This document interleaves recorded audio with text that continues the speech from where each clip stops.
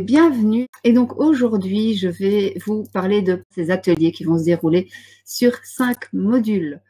Pourquoi je fais cet atelier et de comment je peux vous aider dans cet atelier. Un de mes buts dans ce parcours avec vous, c'est aussi de vous permettre d'évoluer. C'est vraiment important que vous puissiez être totalement libre et en harmonie dans cet atelier, que vous puissiez me poser des questions.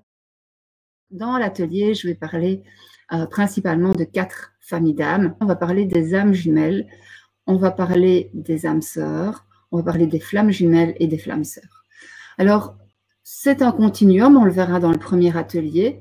On ne saute pas d'un coup d'une famille à l'autre. C'est quelque chose de beaucoup plus continu et beaucoup plus fluide et connecté à l'inspiration que notre mental qui essaye de faire des petites boîtes.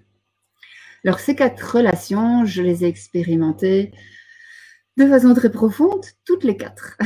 Et c'est ce qui m'a vraiment donné envie de vous en parler, parce que je me suis retrouvée face à un vide, une incompréhension, un obstacle quand j'ai vécu ces relations, parce que ce que je trouvais sur Internet ne correspondait pas à mon vécu, ne correspondait pas à ma vision de l'amour et était très défaitiste, trop souvent. Notamment par rapport aux flammes jumelles, on était fort, j'ai trouvé beaucoup de choses sur la nuit noire de l'âme, et pas beaucoup de choses pour en sortir.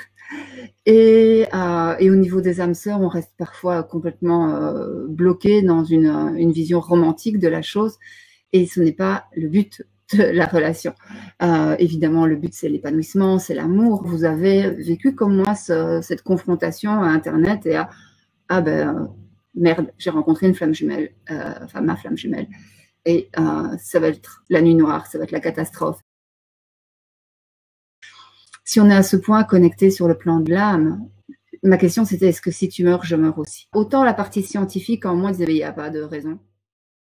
Dans les relations d'âme, on peut avoir aussi ce type de questions un peu plus existentielles ou un peu plus sur l'individu. Il est possible d'être tout à fait heureux toute sa vie avec une âme sœur, comme il est possible d'être heureux toute sa vie avec une flamme jumelle. Voilà, je vous donnerai toutes les clés pour ça et pour si vous êtes dans une période justement de souffrance, de difficulté, pour pouvoir en sortir.